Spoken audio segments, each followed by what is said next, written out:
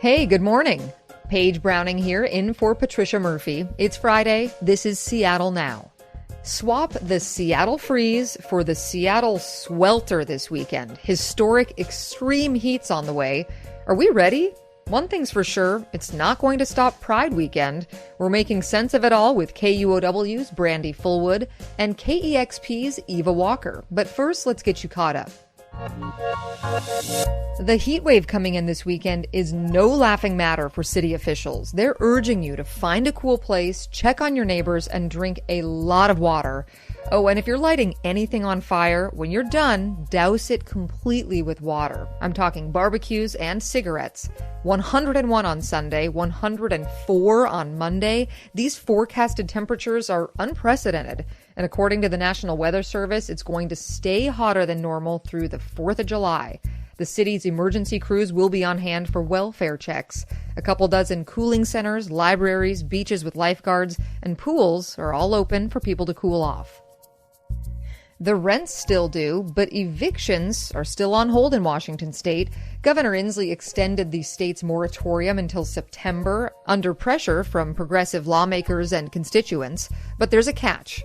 All renters are expected to start paying their monthly rent in full again by August 1st. If not, landlords can start the eviction process.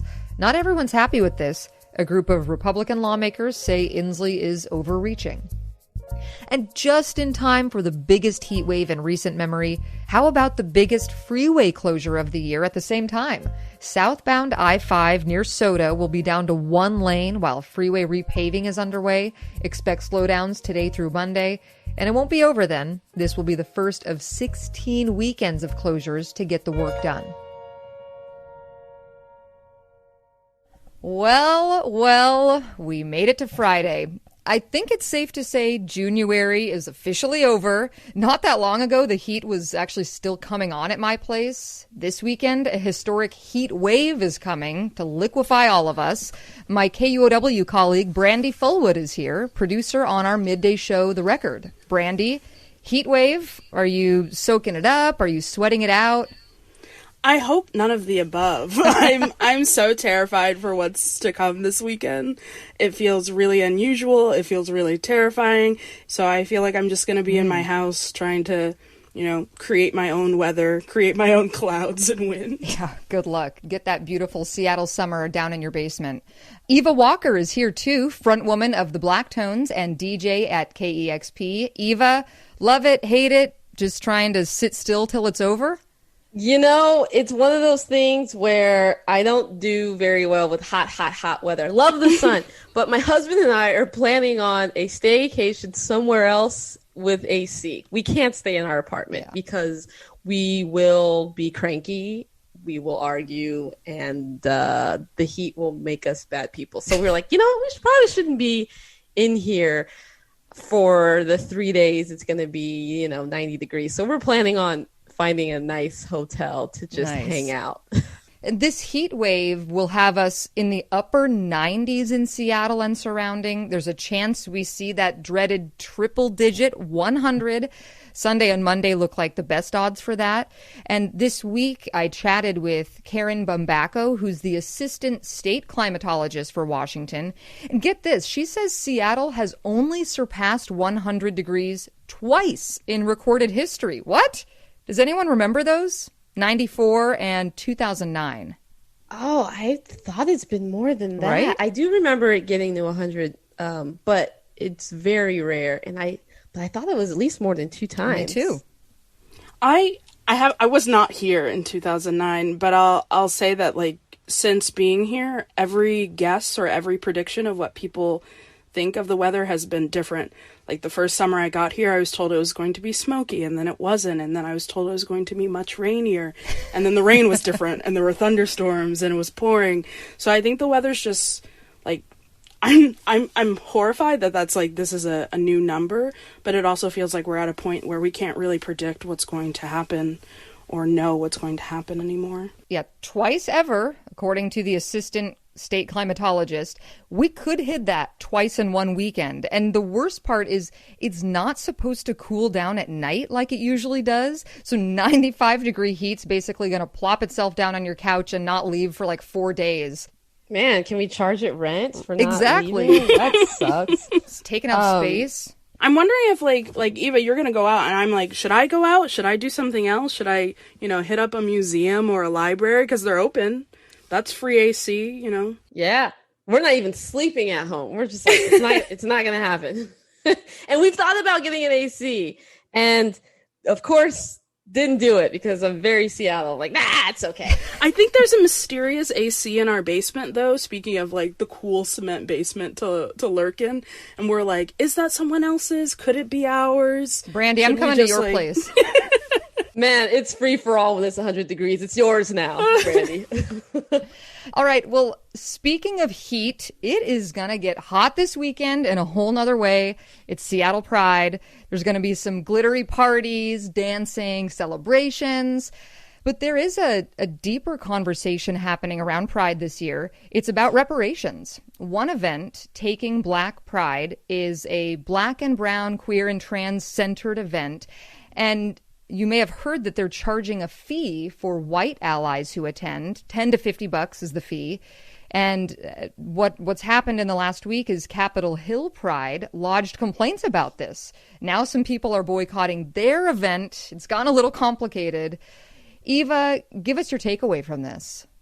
I absolutely think that Capitol Hill Pride was out of line on reporting this event and basically putting all this bad publicity on this event, because now you have this group of Black organizers that are getting death threats as well in response to all that because of Capitol Pride. They were completely out of line. And, it's one of those things that's like, hey, guess what? This event's happening over here. And you know what? If you don't, quote unquote, believe in it or don't agree with it, then just don't freaking attend it. Just move on. There's no required attendance, right? Yeah, I feel like I'm on the same page. I think if you don't want to pay $10, then don't go. Like you were saying, just don't go. You don't have to go. It's not even an event that was meant to celebrate those people in particular. Like if you want to be in community with people, maybe hear what they're saying, maybe just show up and do what you need to do to be part of it. Maybe listen before you decide what you think it is.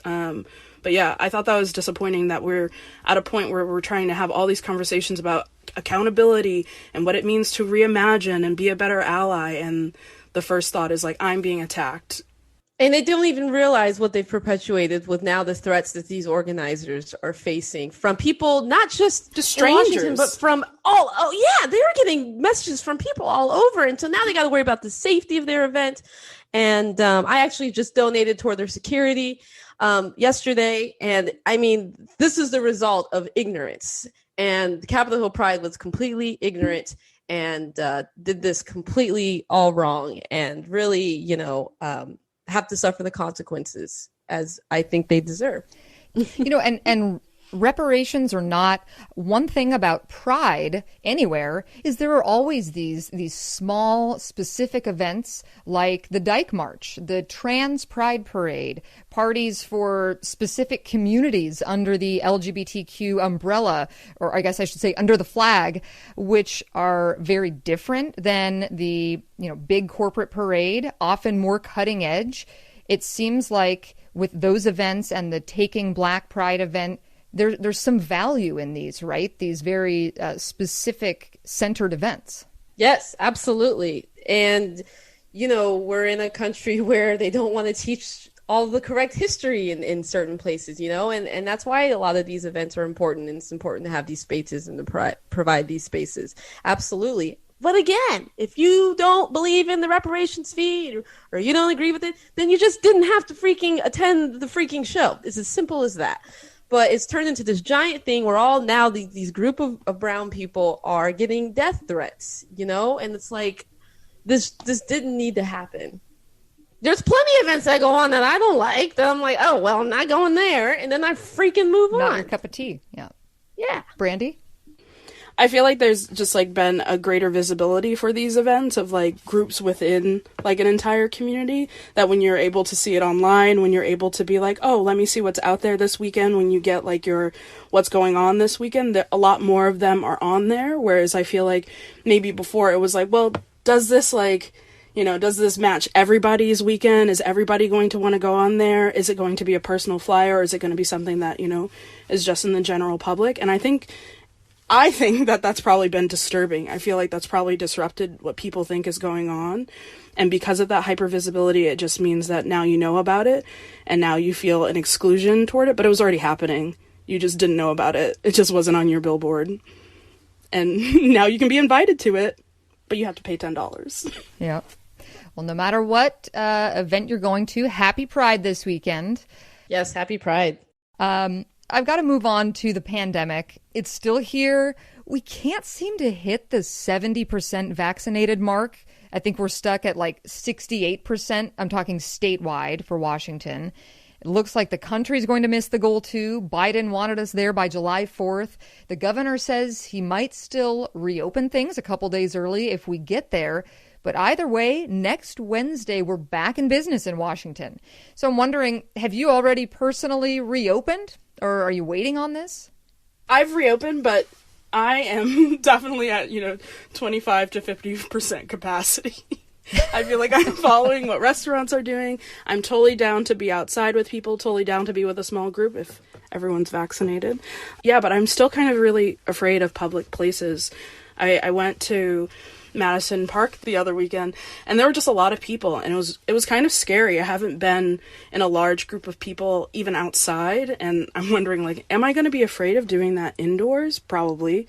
So I have some reservations. I have some like anxiety about, being too close in line, being in public with like huge like groups of people, but when I can help it, a few people on the porch is golden for me. Eva, are you open? Yeah.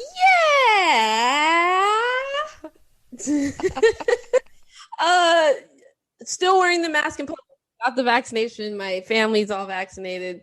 But it's still scary because, we know about the variant and how you can still get sick, but if you have the vaccination, maybe you won't get too sick. But then again, it's like, well, there will be another one after that. You just don't know, and you don't know who it's going to start with. And so it's still a little scary, but we got a lot of shows planned and we said yes to them. So can't back down now. You don't sound very confident. Mostly open. Well, here's a question. What is staying closed for you, no matter what, for the, next several months or weeks? I mean, speaking of concerts, probably a punk show. I don't know if I'm going to get in a mosh pit anytime soon. Not ready for the mosh pit. Close the pit. Yeah, I'm almost there with going to a concert. Maybe not quite, but I will definitely be wearing a mask. Oh, and bringing my own microphones to shows now. That's going to be a thing. There you go.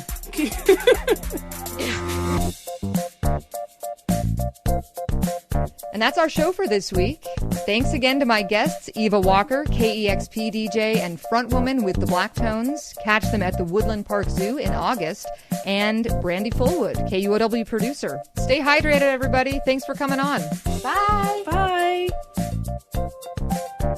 That's all for today. If you enjoyed the show, tell a friend about us. Very easy to share an episode. You can do it right from your phone. Jason Pagano produced today's show. Our production team is Clare McGrane, Caroline Chamberlain Gomez, and Diana Opong. Matt Jorgensen does our theme music. I'm Paige Browning. We'll see you next week.